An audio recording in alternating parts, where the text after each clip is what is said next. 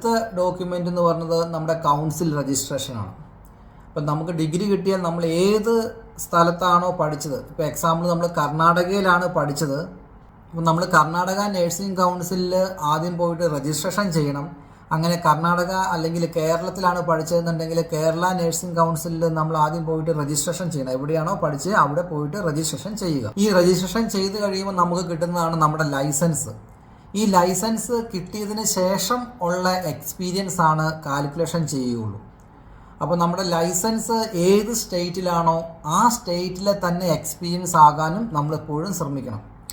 അത് പലപ്പോഴും പല കുട്ടികളുടെ ഭാഗത്തുനിന്ന് വരുന്നൊരു മിസ്റ്റേക്ക്, ഇവർ കർണാടകയിലായിരിക്കും പഠിക്കുക, കർണാടകയിൽ രജിസ്ട്രേഷനും ചെയ്യും, പക്ഷേ നമ്മൾ മലയാളികളായിരിക്കാം, കേരളത്തിലായിരിക്കാം അവരുടെ വീടുള്ളത്, ഇവർ നേരെ തിരിച്ച് നാട്ടിൽ വന്ന് നാട്ടിൽ ജോലിക്ക് കയറും.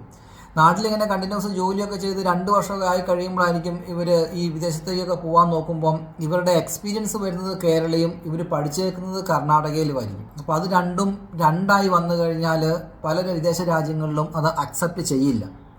അപ്പോൾ നമുക്ക് എവിടെയാണോ നമ്മുടെ ലൈസൻസ് ഉള്ളത് അവിടെ തന്നെ വേണം നമ്മുടെ എക്സ്പീരിയൻസ് ഉണ്ടാവാനായിട്ട്.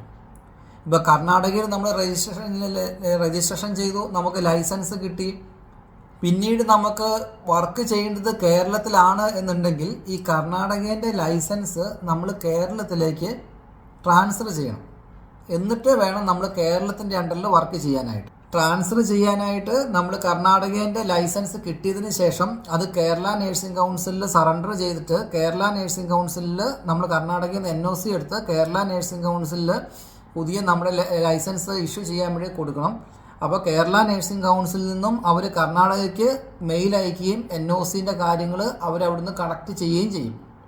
എന്നിട്ട് കേരള നഴ്സിംഗ് കൗൺസിലുകാർ നമുക്ക് ഇത് രജിസ്ട്രേഷൻ ചെയ്ത് നമ്മുടെ വീട്ടിൻ്റെ അഡ്രസ്സിലേക്ക്, ഹോം കൺട്രി അഡ്രസ്സിലേക്ക് ഒറിജിനൽ കേരള ലൈസൻസ് നമുക്ക് കൊറിയർ അയച്ചു തരും. അതാണ് ലൈസൻസ് ട്രാൻസ്ഫർ ചെയ്യുന്നതിൻ്റെ ഒരു പ്രോസസ്സിങ് വരുന്നത്.